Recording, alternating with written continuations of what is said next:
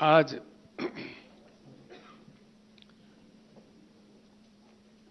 भारत के भविष्य को बदलने के लिए,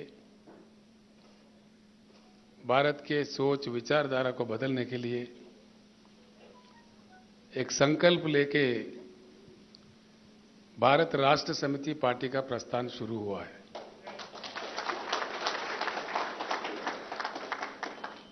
तो इस कारवान में, इस प्रस्थान में, इस महायुद्ध में शामिल होने के लिए आप तमाम भाई बहनें इतने दूर से उड़ीसा राज्य से आए हैं। मैं आप सभी लोगों को हृदयपूर्वक स्वागत करता हूं, आप सभी का अभिनंदन भी करता हूं। हमारे वरिष्ठ नेता, उड़ीसा के राजनीति के भीष्माचार्य, उड़ीसा के भूतपूर्व मुख्यमंत्री श्री गिरिधर गोमांग जी, उनके धर्मपत्नी जी श्रीमती हेमा गोमांग जी, उनके सपूत श्री शिशिर गोमांग जी,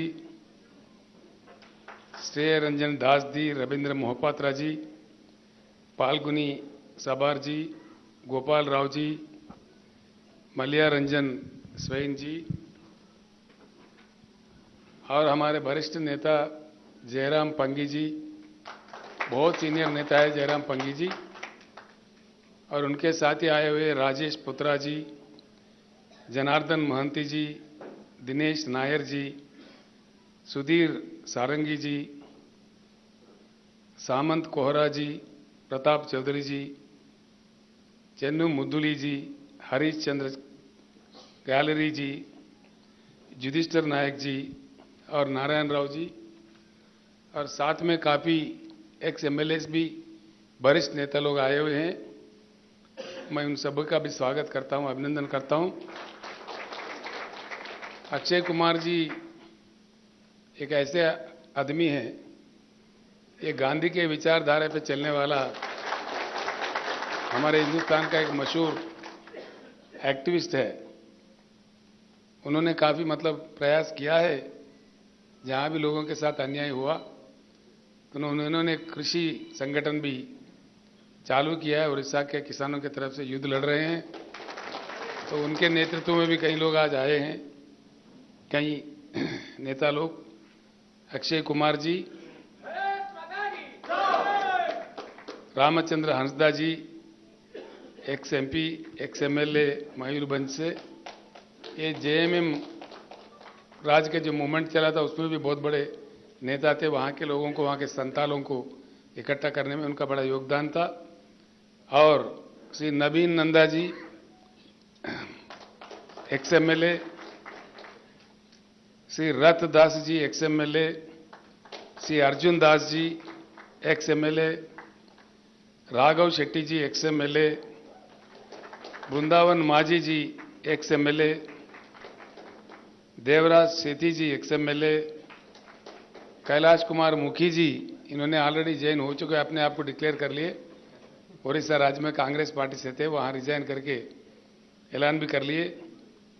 और श्री प्रदीप प्रधान जी, आरटीआई एक्टिविस्ट, श्री शेषदेव नंदा जी, उमाकांत भारत जी, श्री निमई राय जी, एडवोकेट श्री किरोत राउत जी, विश्वप्रिया नायक जी, रक्षाकर अनुपम जी, रंजीत पटनायक, जगबंधु मोहंता जी, सूर्यपदी जी, काशीनाथ बेहरा जी, कैलाश चंद्र नायक जी, सीएमडी मुनवर अली जी, अमित कुमार जना जी, प्रमोद कुमार सामंतराय जी, और उनके साथ जो लोग बस में आए, खासकर मैं उनको प्रणाम करता हूं। इतने दूर, इतना लंबा सफर करके, आप इतना प्रयास करके इतनी दूर सफर करके आए हैं।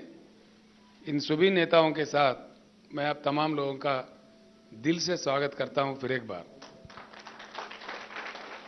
तो साथियों, आज देश 75 सालवा आजादी का जश्न मना रहे हैं। 75 साल बहुत लंबी समय होती है, काफी बड़ी समय होती है। इसमें 2 जनरेशन खत्म होकर तीसरा जनरेशन का जीवन चलता रहता है, ऐसा एक स्थिति है। हमारे से थोड़े पहले, कुछ समय पहले और हमारे से कुछ समय बाद कई राज्यों को इंडिपेंडेंस मिला, आजादी मिला। उनके तरफ देखे तो कहानी कुछ अलग है, हमारा भारत का कुछ कहानी अलग है। मैं 2-4 शब्द ही कहूंगा, कल परसों पहले हम लोग मिल लेंगे। आज आपको रेस्ट भी लेना है, इतने दूर से आए हैं। हम पूरी बातें तफसील में बात कर लेंगे, लेकिन इतना तो कहना चाहूंगा जरूर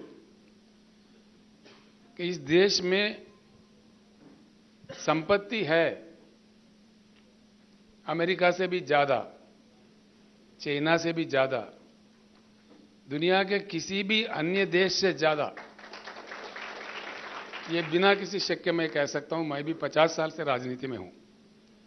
मैं एमएलए था, एमपी था, मंत्री था, केंद्रीय मंत्री था, चीफ मिनिस्टर भी हूं।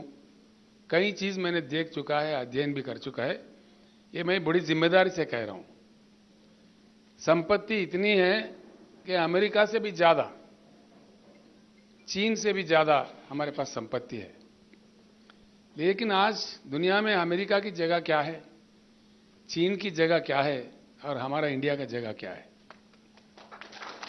बस एक बात से हम सब कुछ समझ सकते हैं। उड़ीसा से हो, महाराष्ट्र से हो, उत्तर प्रदेश से हो, दक्षिण में हमारे कहीं अन्य राज्य से, कर्नाटक से हो, कहीं से भी हो, भारत के युवा अमेरिका जाने के लिए तरस रहे हैं, तड़प रहे हैं। क्यों? अमेरिका में हमारा कोई युवा जाता है और उनको वहां ग्रीन कार्ड मिल जाता है। उनके माँ बाप यहां इर्द गिर्द के लोगों को बुला के दावत दे रहे हैं, भाई हमारे बच्चे को ग्रीन कार्ड मिल गया। ये किस चीज का ये एग्जाम्पल है? ये चीज क्या बताता है हमें?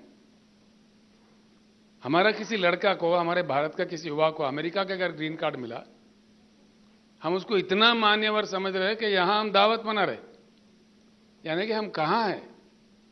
इस एक चीज से सब कुछ हम समझ सकते हैं।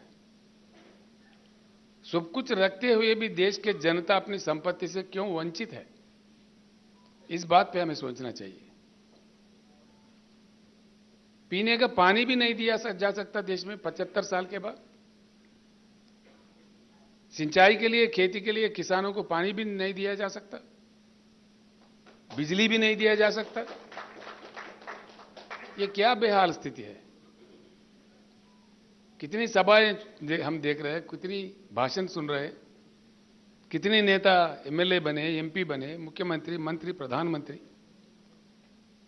कितने सरकारें बदले, कितने रंगों के रंग बिरंगी झंडे भी हमने देखे, लेकिन किसानों का, गरीबों का हालत तो नहीं बदला।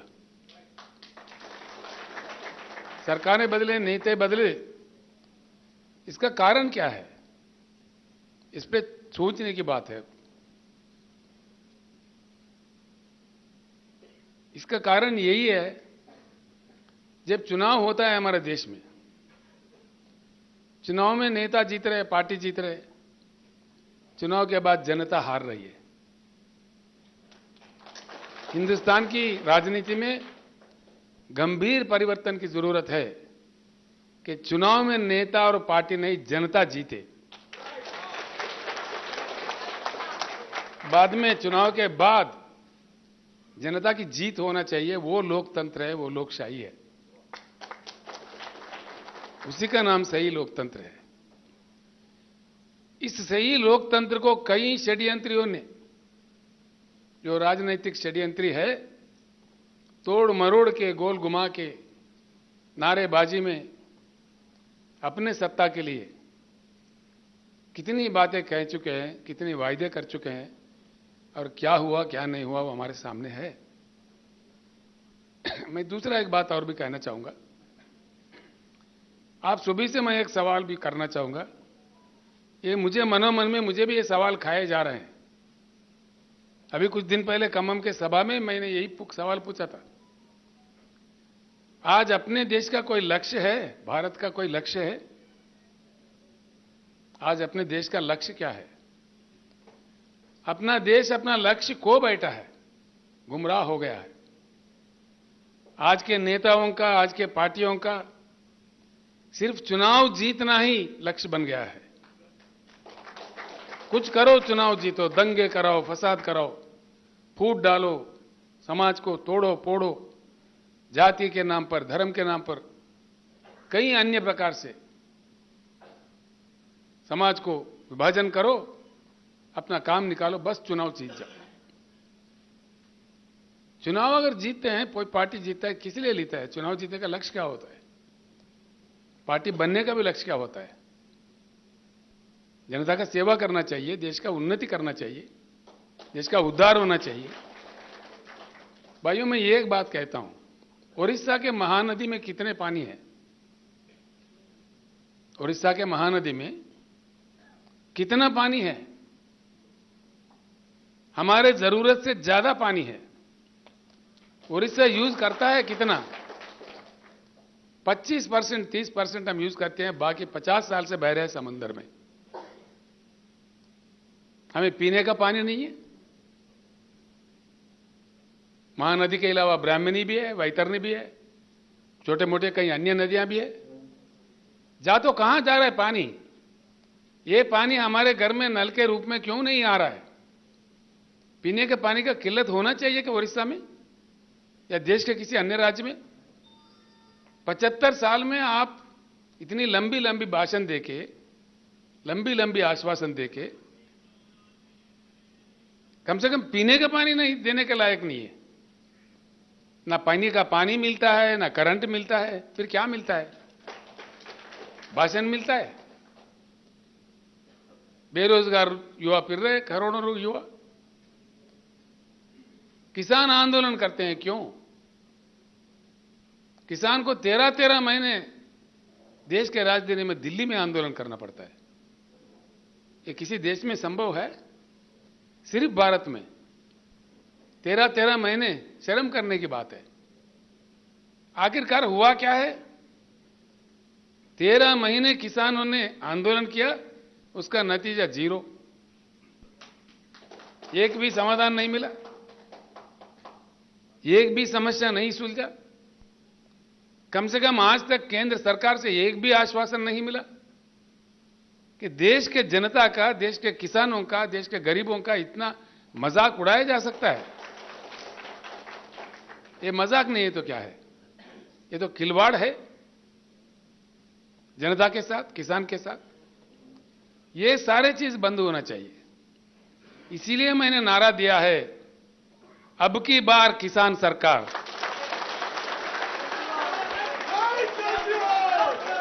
किसान हल चलाना ही नहीं, कलम चलाना भी सीखना चाहिए। आगे चुनाव में हमारा यही नारा होगा। काफी एमएलए हम बना चुके हैं, एमपी बना चुके हैं, मंत्री, मुख्यमंत्री, प्रधानमंत्री, क्या क्या नहीं बनाए। अब हमको ही, किसानों को ही एमएलए बनना है, एमएलए चुनना है और देश का कलमदान संभालना है। चलो तब हम देखते हैं कैसा पानी समंदर से नहीं जाते हुए भूभाग में कैसा नहीं आता, पीने का पानी भरपूर, पेट भर पानी कैसा नहीं आता।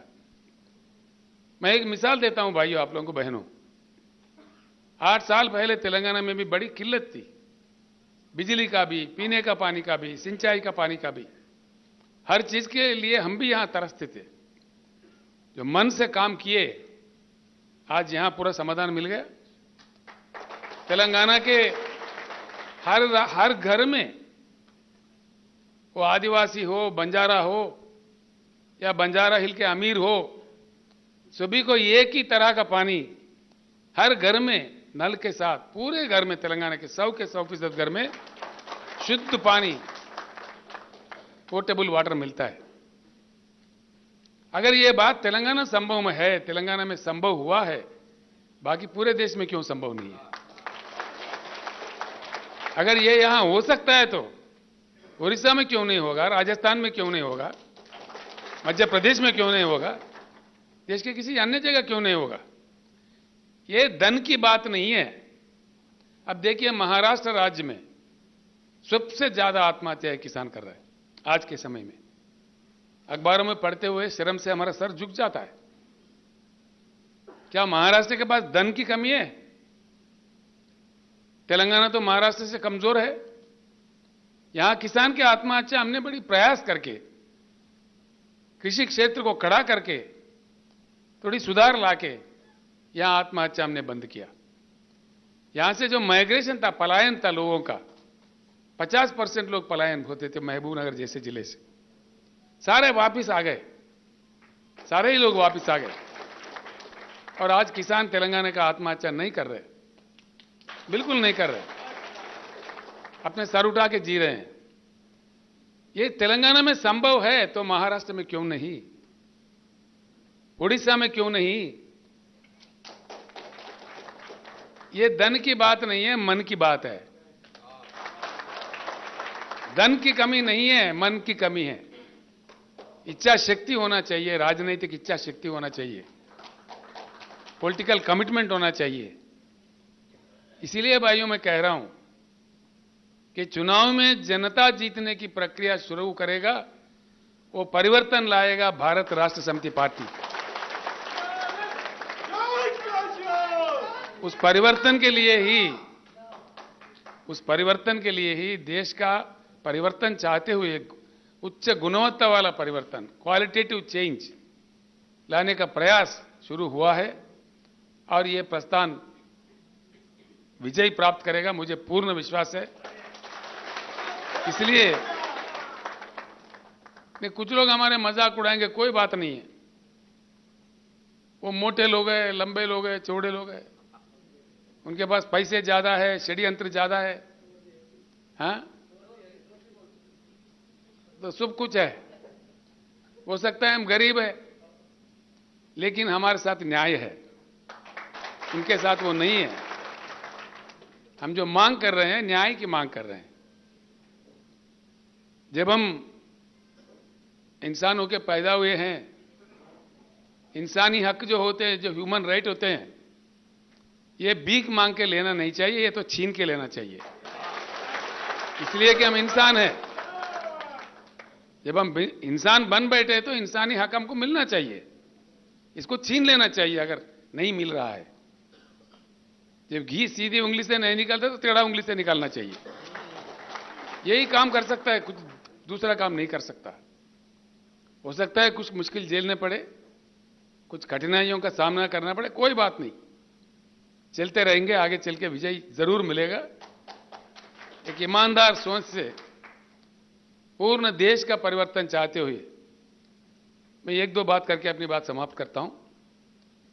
बिजली की कमी नहीं है देश में। स्थापित विद्युत शक्ति देश में 4 लाख मेगावाट से भी ज्यादा है। देश ने आज तक कभी 2,10,000 मेगावाट से ज्यादा इस्तेमाल नहीं किया। उड़ीसा में ही कहीं है बिजली घर बने। कितना सुंदर कोयला मिलता है अपने तालचेर में, ढेंकनाल में, कितना जबरदस्त कोयला मिलता है। इतना ज्यादा कोयला खदान रखते हुए ओडिशा में बिजली की किल्लत क्यों भैया, समझ में नहीं आता। इसके लिए हमको अमेरिका से भीख मांगनी है, किसी के सामने हाथ पसारने हैं, फिर इसके लिए भी हमें क्यों भीख मांगना पड़ता है? इसमें भी क्यों शॉर्टेज होता है? जो संपत्ति, यही कह रहा था, संपत्ति हमारे पास है। हमारे तालचेर में, हमारे ढेंकनाल में कितना जबरदस्त वर्ल्ड क्लास कोयला है। तो क्या हो रहा है उस कोयला का? आज जो नीति चल रही है देश में, जो जहां नुकसान आता है ठोक दो जनता पे। Socialization of the losses, privatization of the profits. समझ गए आपने? आज जो हो रहा है देश में, मैं आपसे ही कह रहा हूं, socialization of losses and privatization of profit. जहां नुकसान हो रहा है बता दो, नुकसान हो रहा, गैस बढ़ाओ, तेल बढ़ाओ, पेट्रोल बढ़ाओ, जनता का जेब काटो। जहां नुकसान होता है जनता के लिए, जनता के सर पे जाएगा नुकसान। जहां फायदेमंद चीजें दो, अदानी को दो, अंबानी को दो, टाटा को दो, बिरला को दो।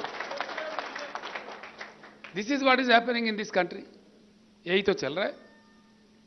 इस विश्व वलय से, इन षड्यंत्रियों से देश को बचाना है, देश को निकालना है। काफी समय हो चुका है। इसी के लिए शुरू हुआ है भारत राष्ट्र समिति। यह अभी चल पड़ा है। कभी कभी मुझे भी आश्चर्य होता है, जिस प्रकार का मुझे टेलीफोन्स आ रहे हैं, जिस प्रकार का रिस्पांस मिल रहा है बहुत राज्यों से। आपने तो कई वरिष्ठ लोग, नेता लोग, कई बार जयराम पंगी जी जो 3-3 बार 4-4 बार एमएलए रह चुके हैं, एमपी भी रह चुके हैं, मंत्री भी रह चुके हैं। गोमांग जी का तो लाजवाब नेता है, उनके बारे में मुझे बताना अच्छा नहीं रहेगा इनके लिए। इतना उड़ीसा में कोई ऐसा आदमी ना हो उनको नहीं जानता। इतने सीनियर नेता, इतना लंबा उनका पॉलिटिकल करियर है और स्पॉटलेस कैरेक्टर है गोमांग जी का। ये मैं जब पंगी साहब से बात कर रहा था, जयराम जी भी इतने बड़े दिल वाले हैं, मैंने पूछा, बात हो रही थी तो जयराम जी बताए, साहब गिरधर साहब इतने अच्छे कैरेक्टर वाले हैं, मैं उनका विरोध करता था, तभी भी दिल्ली जाता तो उन्हीं के घर रुकता था, मैं वहीं रहता था। ये हमारा प्यार है। मतलब इतने महान इनका कैरेक्टर है। अब इतने सारे लोग आए हैं, मुझे बहुत हिम्मत बढ़ी है। 1000 हाथियों का हिम्मत आज मुझे आया है। तो इतने ज्यादा लोग इतनी दूर से, उड़ीसा से इतना कष्ट उठा के आपने हैदराबाद आए, ये हमारे भाग्य है कि आप इतने लोग बीआरएस दफ्तर में कदम रखे हैदराबाद में। ये अच्छी बात है, अच्छी शुरुआत है। जरूर हमको विजय प्राप्त होगा, देश परिवर्तित होगा। आज जो जनता वंचित है अपने संपत्ति से, देश की संपत्ति से, पूर्ण संपत्ति से जनता मिलेगा। किसानों को अपना हक मिलेगा। हर चीज को, हर सेक्शन को हम साथ लेके एक महान भारत, सुहान भारत का निर्माण करने के लिए निकल पड़े हैं। उसका सपना हम देखते हैं। कल फिर हम मुलाकात करेंगे, वहां पे मैं आपसे मिलता हूं।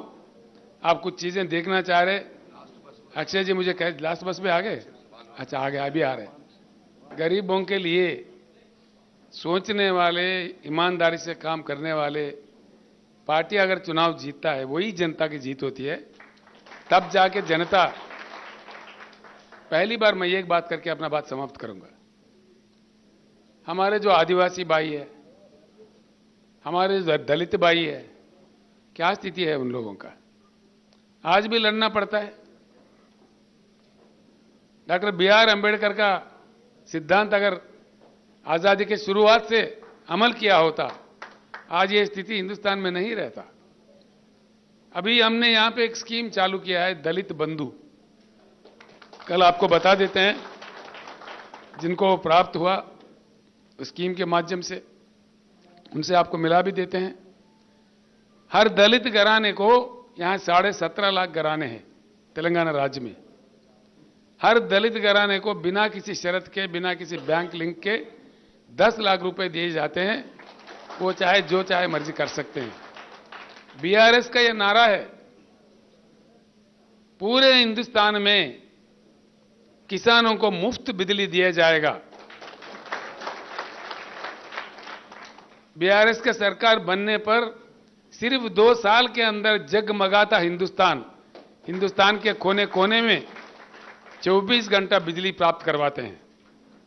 जो काम तेलंगाना में हुआ है वो संभव है। हम एकड़ में 10,000 रुपए देते हैं किसान के लिए, निवेश के लिए। किसान बंधु प्रोग्राम में भी पूरा देश में दिया जाएगा। ये मन की बात है, राजनीतिक इच्छा शक्ति की बात है। और दलित बंधु भी सारे, हर साल 25 लाख घराने में, सारे देश में दलित बंधु भी इंप्लीमेंट होगा। ये कार्यक्रम हम लेके चलेंगे। पानी समंदर में नहीं जाने देंगे, पानी को धरती पर लाएंगे। जो प्यासे लोग हैं उनका प्यास मिटाने के लिए शुद्ध पानी, पीने का पानी पूर्ण रूप से उनको प्राप्त करवाएंगे। मैं एक बात और कहूंगा, आपको आश्चर्य होगा। हिंदुस्तान में कृषि योग्य भूमि इस दुनिया के किसी भी देश से हमारे पास ज्यादा है। हमारे हिंदुस्तान के जमीन है 83 करोड़ एकड़, 83 करोड़ एकड़। अमेरिका हमसे 2.5 गुना बड़ा है, लेकिन उनके पास 29% ही कृषि योग्य भूमि है। चाइना हमसे 1.5 गुना बड़ा है, लेकिन उनके पास कृषि योग्य भूमि सिर्फ 16% है। पूरा दुनिया में एक हिंदुस्तान ही ऐसा देश है जिसके पास 50% कृषि योग्य भूमि है और काम करने वाले 140 करोड़, 140 करोड़, यानी कि अभी हाल में न्यूज निकला है चाइना से भी हम पार कर गए। पूरा दुनिया में सबसे ज्यादा आबादी हमारे देश में ही है। तो इतने ह्यूमन कैपिटल भी है, जमीन भी है, नदियों में पानी भी है, सूरज अच्छा खिलता है, सोलर इंसिडेंस भी है। फिर किसान क्यों रोए? फिर किसान क्यों धरना करे? फिर किसान को सही क्यों दाम नहीं मिले? किसान के पैदावारी क्यों खरीदा नहीं जा रहे? इन समस्याओं का समाधान 75 साल के बाद भी नहीं निकले तो क्या हम चुप बैठेंगे, देखते रहेंगे? कुछ संघर्ष करेंगे। हमें तो संघर्ष करने ही है। वो संघर्ष करने के लिए हमको एकमुठ होना चाहिए, एकजुट होना चाहिए, वज्रमुठ होना चाहिए, वज्र संकल्प लेके इस युद्ध में जीतना चाहिए ताकि सभी लोगों को राहत मिले और एक सुहान भारत, एक महान भारत जो बीआरएस का सपना है, हर भाई का, हर बहन का, हर दलित फैमिली का, हर आदिवासी लोगों का कल्याण हो जाए और सब खुश रहे, एक ऐसे भारत का सपना हम देखते हैं। इस सपना को साकार करने में, इस युद्ध में शामिल होने के लिए जितने सारे भाई बहनें आए हैं, मैं फिर एक बार दिल से आप लोगों का स्वागत करते हुए मैं अपनी बात समाप्त करता हूं। आप आज रेस्ट कीजिए, कल फिर मैं आपसे वहां मिलता हूं। फिर बाद में आप कुछ प्रांत देखना चाह रहे, देखने वाले आराम से जाइए, कोई जल्दी नहीं है, रेस्ट ज्यादा कीजिए, इतने दूर से आए हैं, कल कोई कष्ट नहीं करना चाहिए ज्यादा। आप उस प्रांत भी देखिए, फिर जाते समय भी फिर एक बार हम सब मिलके हम लोग बातचीत करके निकल जाते हैं। समाप्त करता हूं, मैं सबको प्रणाम करता हूं। जय भारत।